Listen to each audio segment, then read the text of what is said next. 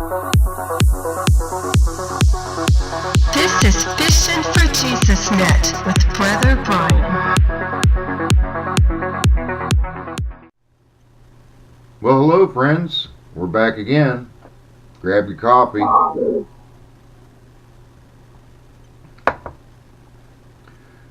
We're doing a study. Does God's Word have the power to save? And more importantly, can it save you there, friend? Let's see if it does. Let's open it back up. We're in the Gospel of Luke, chapter 15, and we're going to start out with verse 11, and we're going to read all the way to the end of the chapter.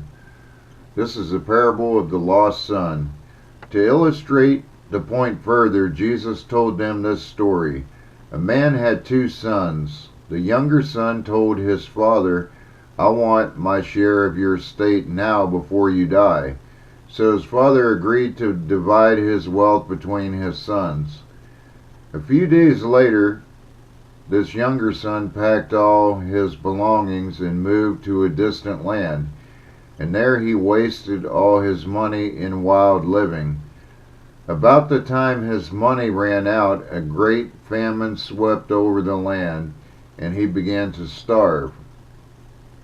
He persuaded a local farmer to hire him, and the man sent him into his fields to feed the pigs. The young man became so hungry that even the pods he was feeding the pigs looked good to him, but no one gave him anything. When he finally came to his senses, he said to himself, "At home, even the hired servants have food enough to spare, and here I am dying of hunger. I will go home to my father and say, 'Father, I have sinned against both heaven and you, and I am no longer worthy of being called your son. Please take me on as a hired servant.' So he returned home to his father, and while he was still a long way off, his father saw him coming. Filled with love and compassion, he ran to his son, embraced him, and kissed him. His son said to him, 'Father, I have sinned against both heaven and you, and I am no longer worthy of being called your son.' But his father said to the servants, 'Quick, bring the finest robe in the house and put it on him. Get a ring for his finger and sandals for his feet, and kill the calf we have been fattening. We must celebrate with a feast. For this son of mine was dead and has now returned to life. He was lost, but now he is found.' So the party began. Meanwhile, the older son was in the fields working. When he returned home, he heard music and dancing in the house, and he asked one of the servants what was going on. 'Your brother is back,' he was told, 'and your father has killed the fattened calf.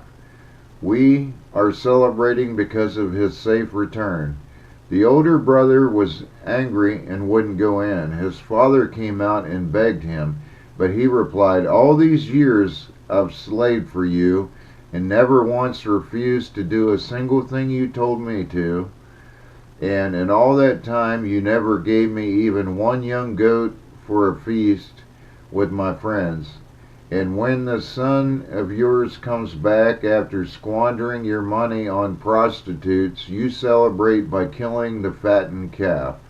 His father said to him, 'Look, dear son, you have always stayed by me, and everything I have is yours. We had to celebrate this happy day, for your brother was dead and has come back to life.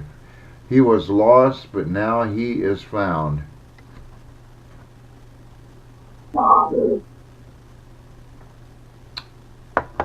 Okay, friends, that should do it for today's study.